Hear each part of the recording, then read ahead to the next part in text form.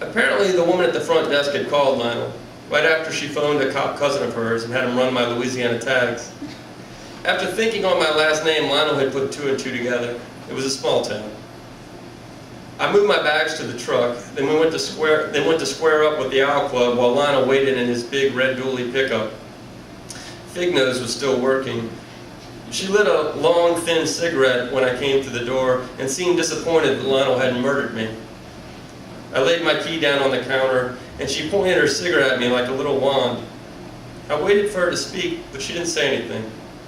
The cherry of her menthol was tracing tiny circles in the air between us. Well, all right, I told her. You be good.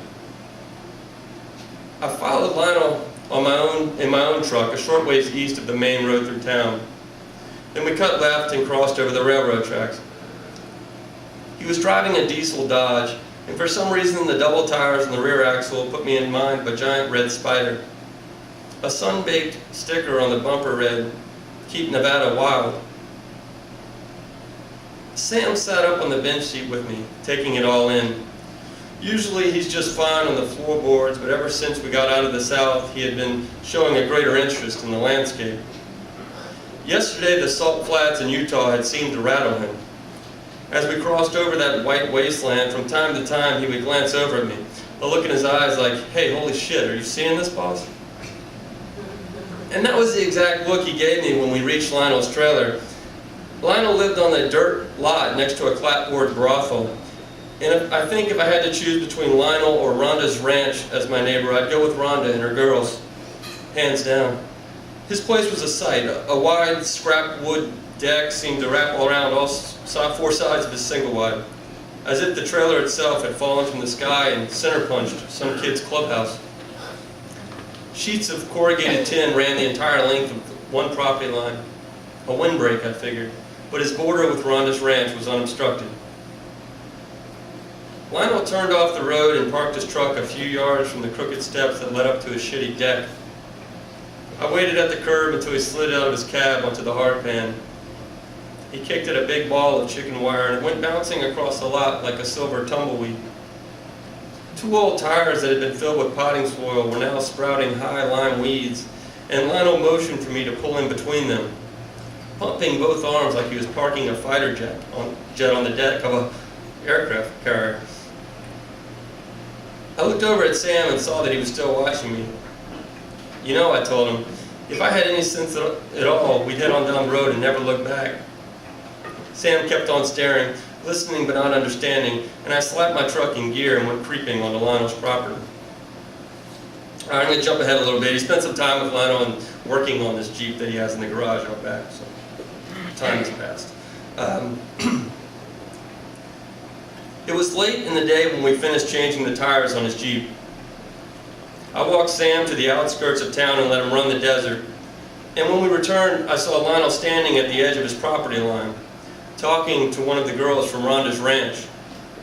She was dressed like a pink genie, was even wearing a bubblegum veil. Lionel waved when he saw me, then he said something to the genie. She smiled and slapped at him before wandering back inside Rhonda's. I waited for Lionel on the deck of his trailer, and he came striding over. "You hungry?" he asked. Except for a few strips of beef jerky he'd forced on me earlier, I hadn't eaten since my greasy 4-egg breakfast at the Owl Club that morning. "Yeah," I told him. "Let me buy you dinner somewhere." "No need," said Lionel. "We just got invited to supper over at Rhonda's." "By who? Was that Rhonda?" "There's not a Rhonda," he said. "Not no more." "They sell food there? I'm not looking for anything but dinner." Lionel laughed and climbed the cinder block steps up onto the deck with me. "You think I am?" he asked. "I get to see who all comes in and out of there. No thanks." He opened the door and let Sam inside the trailer.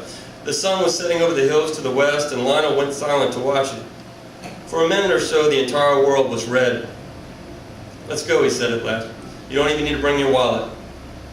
"Why then? Let's just hit a restaurant somewhere." "You like football, Will?"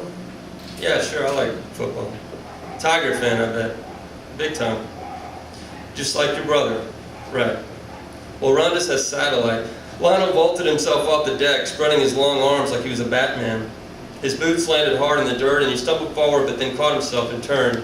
Started walking backwards toward Rhonda as he hollered out to me. 1,000 channels, he said, and they're so busy on Saturday nights they just give me the remote.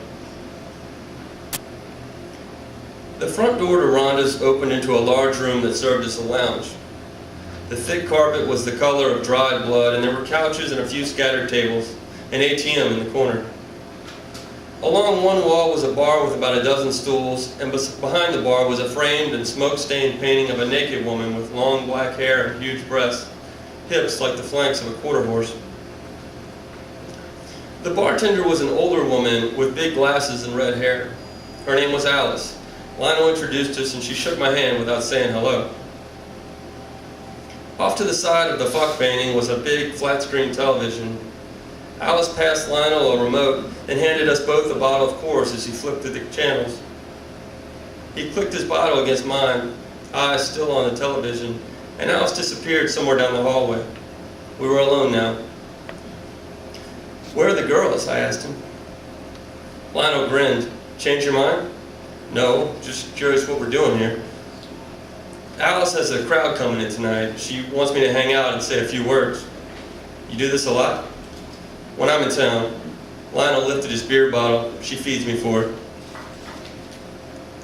He had just found the football game he was searching for when the front door opened and about 10 guys came walking in. They were all young men in their early 20s, and from their jeans and dusty work boots I had them figured as mine workers, construction crew. They gathered in the center of the room, stealing shy glances over at us as they milled about by the door. Lionel spun around on his stool. "Go on and kick back," he told me. "Somebody will be right out." He whistled, and then from down the hall I heard Alice say, all right, I'm on my way." Before long she came hurrying into the room. The 10 boys had arranged themselves on the various velvet couches and chairs, and Alice told them to listen up, that she had a few things to get straight before the party kicked off. Lionel wasn't paying her any mind. His attention was focused on the football game, some Mountain West matchup I couldn't have cared less about. I had my back up against the bar and was zoned in on Alice. She had lit herself a cigarette and was pacing back and forth. "So listen," she said, I recognize a few of your faces, and if you already know the drill, then I apologize." Apparently that was news to the boys. They were needling one another, trying to figure out who had been to Rhonda's before, when Alice snapped her fingers and all eyes went back to her. "Bear with me now," she said. "Whenever we get a big group in here, I find that it's a good idea to get a few things straight at the outset." She jerked her thumb in the direction of the hallway behind her. "That there," she said, "is what we call the hallway to heaven. I got 4 rooms, and inside each room I got a girl."